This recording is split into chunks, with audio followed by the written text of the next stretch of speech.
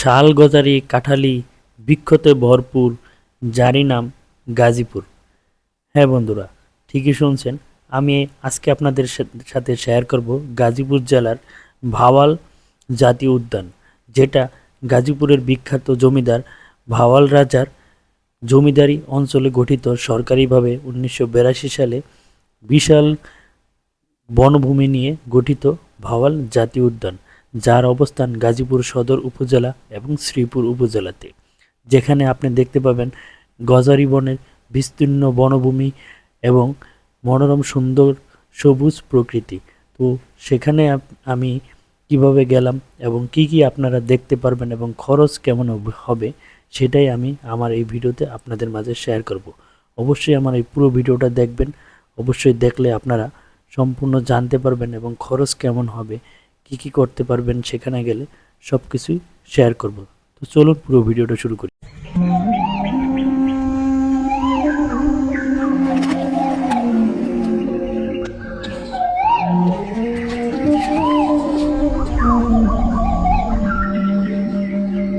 আমি আমার আরেকটা ভিডিও নিয়ে আপনাদের মাঝে হাজির হয়ে গেছি। আজকে আমি আছি ভাওয়াল জাতীয় উদ্যান।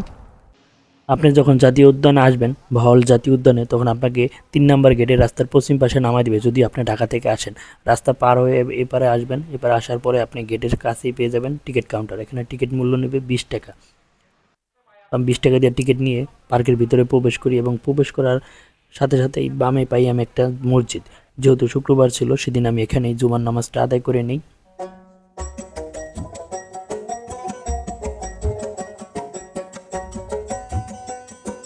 জুমার নামাজের পরে আমি বের হয়ে দেখি একটা ঘোড়ার গাড়ি, কিন্তু ঘোড়ার গাড়িতে আমি উঠতে পারিনি, যেহেতু আমি একা ছিলাম আর এটা 6 জন ছাড়া রিজার্ভ হয় না। তো ঘোড়ার গাড়িতে না উঠতে পারার কারণে আমি ভিতরের দিকে চলে আসি। ভিতরের দিকে এই যে বনটা দেখতেছেন, এটা মেন গেটের কাছেই, 3 নম্বর গেটের। তো এখানে আমি হাঁটতে হাঁটতে একটু সামনের দিকে আগাই। একদম নির্জন, একদম নিরিবিলি বন, মনে হয় যে একদম আমি সুন্দরবনের মধ্যে আইসা পড়ছি। তো আসার পরে এখানে আমি একটা বিশ্রামাগার পাই।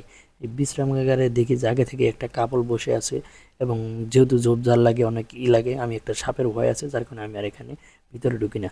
তো আমি এই বনের একটু তথ্য দিয়ে দিই।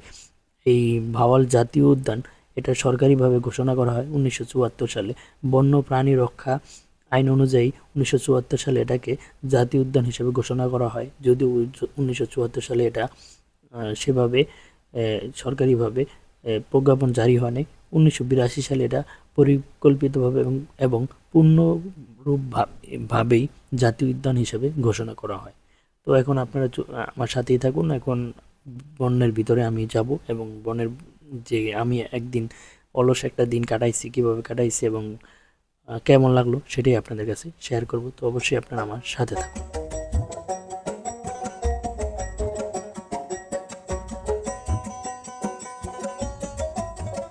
এই বনটা পড়েছে গাজীপুর সদর উপজেলা এবং শ্রীপুর উপজেলার মধ্যে। তো এখানে আইসা আপনি অনেক কটেজ পাবেন, বিশ্রাম নিতে পারবেন আইসা। তো এই আমি এখন যে জায়গায় দাঁড়ায় আছি, এখানে পাশে একটাই যে মাঠ আছে, এই মাঠটাতে যারা পিকনিক করে তারা খেলাধুলা করে থাকে। বানরও আছে, এখানে বানরের সুবিধাও আছে। ওয়াচ টাওয়ার এটা।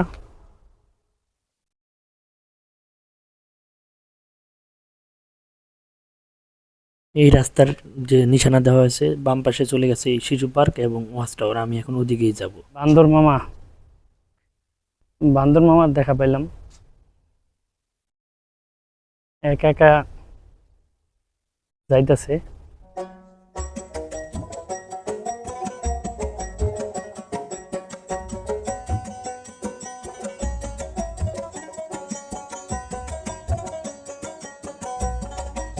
অটো পাইছি, তো অটো নিলাম।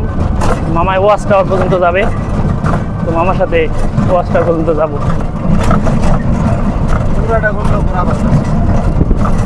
পুরাটা যদি ঘুরি আপনারা নিয়ে, তাহলে কত টাকা নেবেন? 250 টাকা। পুরা যদি আমি নামতে চাই, কোনো জায়গায় নামাইবেন?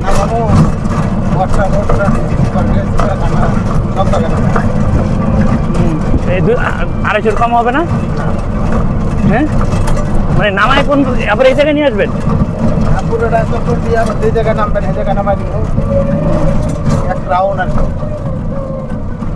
সুন্দর মামা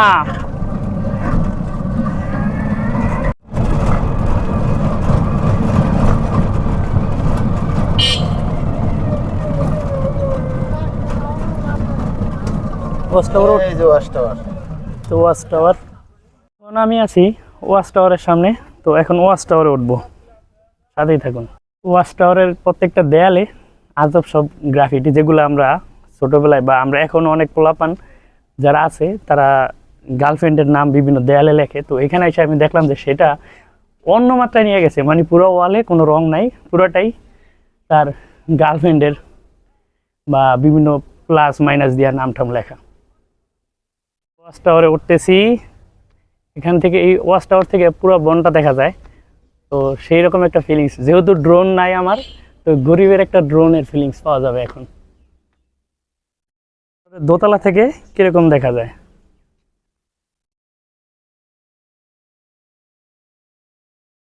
এখন আছি 3 তলায়।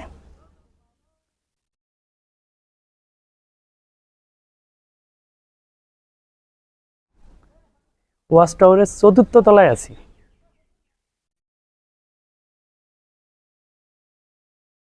এই ওয়াচ টাওয়ারের টপ ফ্লোরে।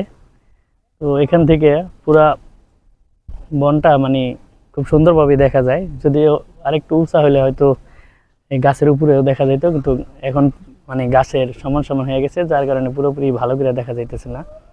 তো যাদের ড্রোন নাই তারা এখান থেকে মানে এই জায়গায় এসে একটা ড্রোন শুটের মতো একটা ফিলিংস পাইতে পারে। এই মামা এখানের স্থানীয় জাম্বুরা এগুলো সবে এই জায়গার গাছের না? এই পাশে বনের ভিতরেই, বনের সাইডেই, মানে এখানটা অনেক ভিতরে। যাইতে যান কিভাবে? ওরা মহদক, হ্যাঁ এই আছে রাস্তা দিয়ে যেতে হয় না? কাঁচা রাস্তা, পাকা রাস্তা নেই, আমাদের বাড়ার রাস্তা আছে দুই সাইডে, দুই টাকা বানায় যে টাকশাল। হ্যাঁ হ্যাঁ দক্ষিণ পাশে হচ্ছে টাকশাল, হ্যাঁ। উত্তর পাশে হচ্ছে ক্যান্টন। আপনারা মাঝখানে পড়ছেন, মানে যাতায়াতে কষ্ট হয় না? আমরা কি বলতে কি আসলে আমরা এই পার্কের লেগে একটু আমরা সোজা যাতায়াতে কষ্ট হয়, রাস্তাঘাট নাই তো, ওদিক দিয়ে যাই, সতর বাজার যাই, পোড়াবাড়ি যাই, বিএডিসি যাই, ক্যান্টনমেন্ট যাই, আন্দা গেলে মাস্টার বাড়ি, পোড়াবাড়ি। এদিক দিয়ে কি রেল লাইনে যাওয়া যায়? রেল লাইন আছে আমাদের বাসা থেকে, আরো মনে করেন যে এখান থেকে পরে 5 কিলো মাথায় পরে। হাইটে গেলে অনেক সময় লাগে, হাইটে যাওয়া যায়? এখন পেক, এখন আর কাদা যাওয়া, এই আর 2টা মাস পরে আসলে গাড়ি লেখকে রেল লাইন মধ্যে যেতে পারবে। রেল লাইন পর্যন্ত যাওয়া যাবে। গাড়ির কোনো ব্যবস্থা নেই এদিকে না? না, অটো, অটো দিয়েও যাওয়া যায়? অটো দেয় আর কি, এখন পারবেন না। এখন যাবে না। দেখুন ওই যে আমাদের আচ্ছা, কোন এই কত করে বিক্রি করেন? গাড়িটা ভালো করে দুইয়া পাইন দেয় 10 টাকা দেন তো আমাদের। গরমে যে অবস্থা, যেদিকে যাই সেই দিকে রোদ আর মানে গরম, কোনো জায়গায় ঠান্ডার অবস্থা নেই। এই বনের ভিতরে যদি এই অবস্থা হয়, চিন্তা করা যায় আমরা যে ঢাকা শহরে থাকি তো কি পরিমাণ গরম। তো ওয়াচ টাওয়ার উঠছিলাম, মতো একটু বাতাস লাগছিল, তো এখন রাগ হয়ে কি করছি, বনের মাঝখানে এসে এই একটা ফাঁকা জায়গা পাইছি বনের এই জায়গায়, তো এই ফাঁকা জায়গাটা এসে বসে রয়েছি রাগ হয়ে আর কি, গরমের লোকে রাগ হইয়া। হ্যাঁ মামু,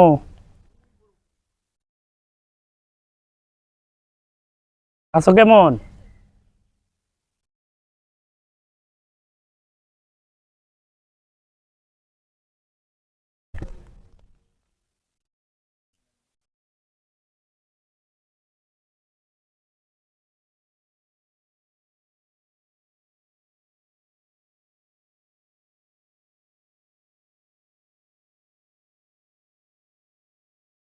আমার অটো পাইছি। মামা কয় টাকা নেবেন?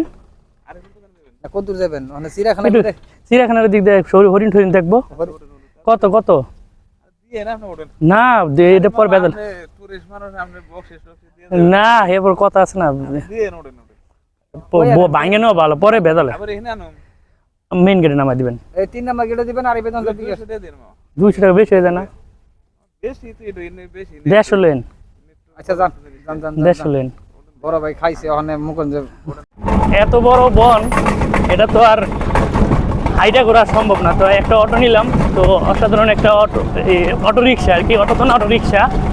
তো এই অটো রিক্সার আমি একটা ভিডিও বানাইছিলাম এর আগে, ওই হুমায়ুন আহমেদের বাড়ির ওদিকে গেছিলাম মতো। তো এই অটোটা দেখছিলাম, তো এটা নিলাম, আমার 150 টাকা দিব। সে আমার এদিক দিয়ে একটু চিড়িয়াখানা দেখাবে, মনের এদিক ঘুরবো। তো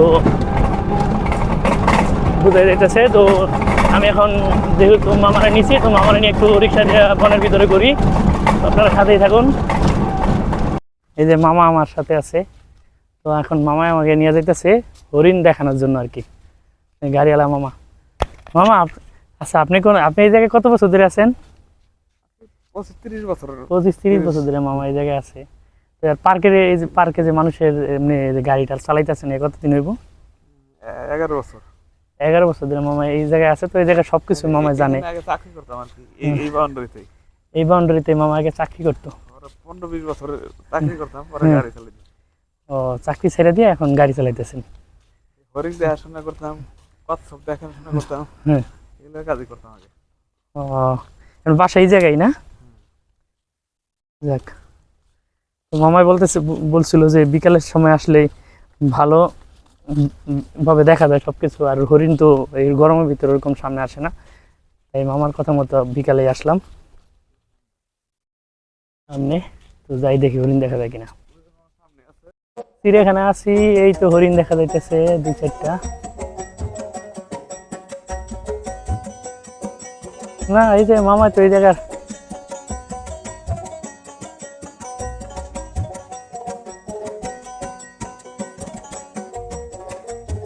আসো হরিণ, এদিকে আসো। আয় আয় আয় আয় আয়, আবার নিয়ে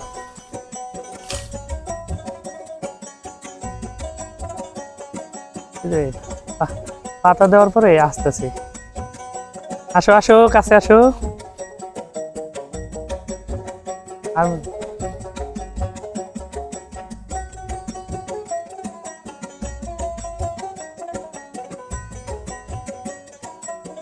না না না, খাবার নাও, খাবার নাও। ড্রাইভার সে বলতেছে যে আর কি একজন যাক আর 6 জন যাক, যাইতে হবে 600। তো আপনারা 6 জন মিলে আসলে তাহলে ঘোড়া গাড়িতে করতে পারবেন, যেহেতু আমি একা তাই আর পারলাম না। এটা অর্কিড রেস্ট হাউস। এখানে ভিআইপিরা রেস্ট নিয়ে থাকে, যারা পিকনিক স্পটের জন্য ভাড়া নেয় তারা এই জায়গায় রেস্ট করে। এটা আমি যেদিন গেছিলাম ওদিন নর্থ সাউথ ইউনিভার্সিটির পিকনিক ছিল, তারা এটা ভাড়া নেয়। তো আমি রিক্সাওয়ালা মামাকে নিয়ে চলে আসলাম আরও বনের ভিতরে যাওয়ার জন্য রওনা করেছি। বনের ভিতরে যাব এখন। তো দেখতে পাচ্ছেন একদম বনের ভিতরে চলে যাচ্ছি, শুধু মানে নির্জন বন, আর এছাড়া কিছুই নাই। তো সামনে গেলে আমরা একটা পুকুরের মতো আছে, লেক, পুরোটাই লেক। তো ওইখানে আমরা এখন যাব বনের গহীনে। ঘাটলার মতোই মানে বিশ্রামাগার। এটা একটু পরিষ্কার আছে, অন্য যেগুলো দেখলাম ওগুলো একটু অপরিষ্কার। এটা একটু পরিষ্কার করা আছে।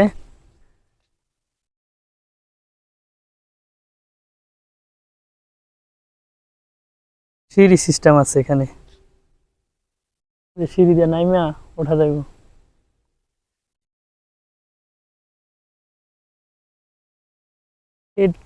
চারোদিকে সবুজ বন, একদম নির্জন এলাকা। শুধু আমি আর আমার সাথে মামা আছে গাড়িওয়ালা, এছাড়া আর কোনো কেউ নাই।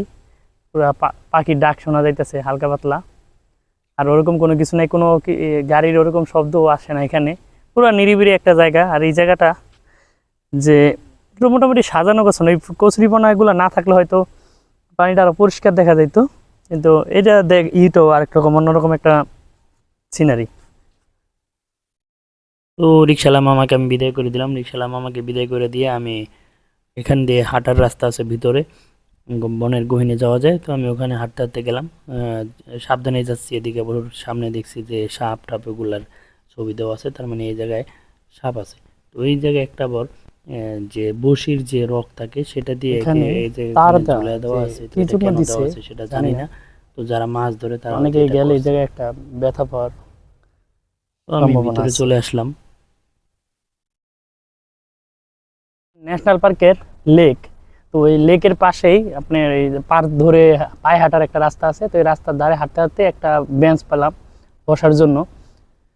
তো এই বেঞ্চগুলা যেহেতু আজকে শুক্রবার, কোনো জায়গায় বেঞ্চ ওরকম খালি পাওয়া যায় না, জায়গা নিরিবিলি, কিন্তু তারপরে মোটামুটি মানুষ আছে।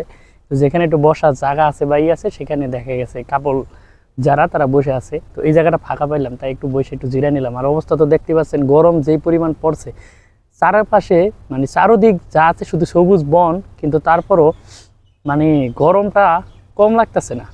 কি একটা অবস্থা, গরম গরম, অবশ্য অস্বাভাবিক একটা অস্বস্তিকর একটা পরিবেশ।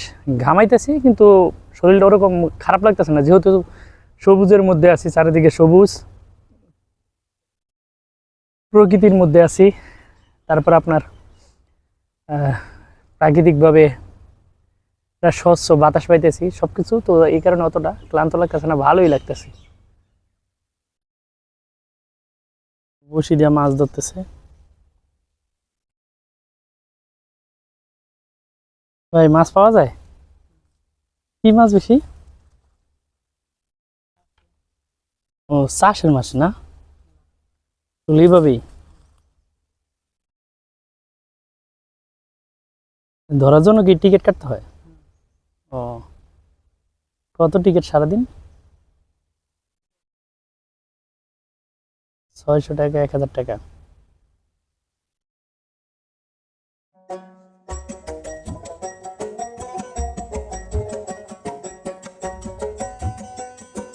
বেশি নাই, কাঠ বিড়ালি। এই যে একটা কাঠ বিড়ালি দেখতে লাইছি।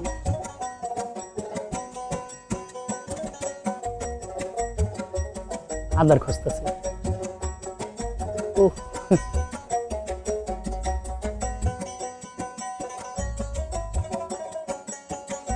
ছোটবেলায় যে দুষ্টামিগুলো করতেন, চাইলে আইসা এখানে সেটাও করতে পারবেন।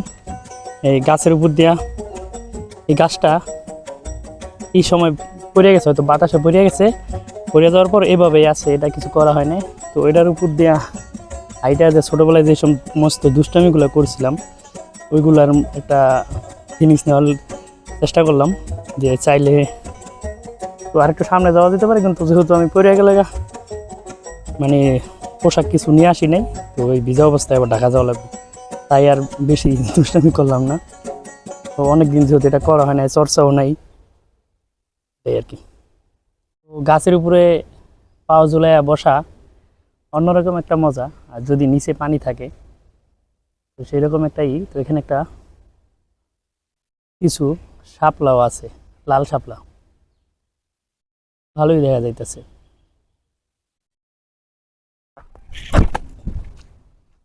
গরম পড়ছে, তাই চিন্তা করলাম যে ন্যাশনাল পার্কের এই পানিটা যেহেতু গোসল করতে পারবো না, গোসল করার মতো উপকরণ বা প্রস্তুতি নিয়ে আসি নাই, তাই এই স্বচ্ছ পানিতে একটু মুখটা ভিজায় নেই,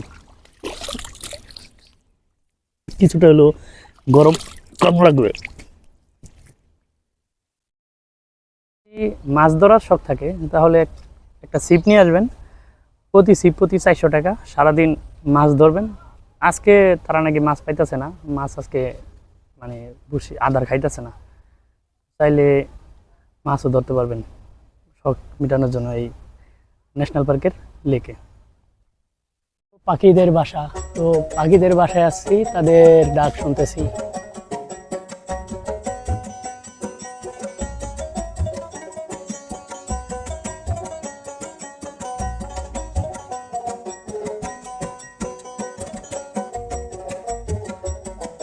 এখন টাইমে আছে।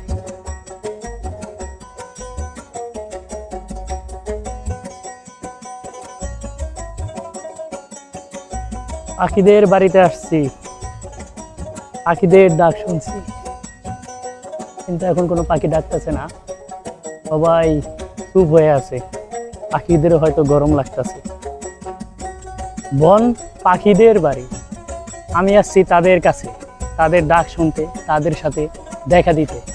হয়তো এখন তারা, আমি যেহেতু মানুষ, আমাদের সাথে তাদের অনেক অভিমান, কারণ আমরা তাদের যে বাসস্থান গাছ, সেগুলো আমরা নির্জন মানে নির্বিচারে কাটি, নির্বিচারে হত্যা করি, তাদের আবাসস্থল আমরা ধ্বংস করে দিই, তাদের বাসস্থানগুলো আমরা নষ্ট করে দিই। তার জন্য হয়তো তারা এখন অভিমান করে আমার কাছে আসতেছে না, বা ডাকও শুনতে পারতেছি না। বনের ভিতরে আছি, তারপরও তাদের ডাক আমি শুনতে পারতেছি না, যেহেতু আমি মানুষ, হয়তো সেই কারণেই তারা আমার সাথে অভিমান করে তাদের ডাক আমাকে শোনাচ্ছে না, বা তারা আমারে দেখা দিতেছে না। নর্থ সাউথ ইউনিভার্সিটির যেহেতু আজকে পিকনিক, তো তাদের ফুটবল ক্রিকেট দুটা ম্যাচই ছিল। তো ফুটবল ম্যাচের জয় পরাজয় নির্বাচন হয় টাই ব্রেকারের মাধ্যমে। হুজুরেরা, যে হুজুর গোলকিপার, সেই গোলটা ছাইড়া দেয়, যে গোলটার মাধ্যমেই তারা হেরে যায়। এখন আপনাদের আমি শেয়ার করব কিভাবে এখানে আসবেন। ঢাকা থেকে এই ন্যাশনাল পার্ক পর্যন্ত আমার রাস্তা এখন খরচ হয়েছে, যেহেতু আমি উত্তরার দিকে থাকি, উত্তরাতে থাকি। তো উত্তরা থেকে প্রথম চৌরাস্তা আসছি হলো যে 30 টাকা দিয়া। তারপর চৌরাস্তা থেকে এই ন্যাশনাল পার্ক 3 নম্বর গেট পর্যন্ত আসছি 30 টাকা দিয়ে। মোটামুটি 60 টাকা খরচ হয়েছে আমার উত্তরা থেকে আসতে। তো এখানে আপনি আসতে হলে অবশ্যই ঢাকা থেকে যে কোনো গাড়িতে, যেমন বলাকা আছে, আজমেরি গ্লোরি আছে, তারপর আপনার ভিআইপি আছে, তারপর প্রভাতী বনশ্রী আছে, অনাবিল আছে। যে কোনো গাড়িতে আপনি গাজীপুর চৌরাস্তা আসবেন। আর আপনি যদি চান ডাইরেক্ট গাড়িতে আসতে, তাহলে ডাইরেক্ট গাড়িতে আসলে প্রভাতী বনশ্রী থেকে আসবেন, গুলিস্তান থেকে। তো ওখান থেকে ডাইরেক্ট আপনি এই ন্যাশনাল পার্কের 3 নম্বর গেটে এসে নামতে পারবেন। তো এটা হলো এখানে আসার আসল মানে ঠিকানা, বা আমি যেভাবে আসলাম, বা আপনার খরচ যত হবে। গুলিস্তান থেকে আসতে গেলে দেখা গেছে 80 টাকার মতো ভাড়া নিবে, এখানে 80 বা 100 টাকার মতো ভাড়া নিবে। তো গুলিস্তান থেকে গাজীপুর পরিবহনও আসে, যে গাজীপুর চৌরাস্তা পর্যন্ত। ওখান থেকে আপনি আবার তাকোয়া পরিবহন যেটা আছে, তাকোয়া পরিবহনে করে চলে আসতে পারবেন এই ন্যাশনাল পার্কে।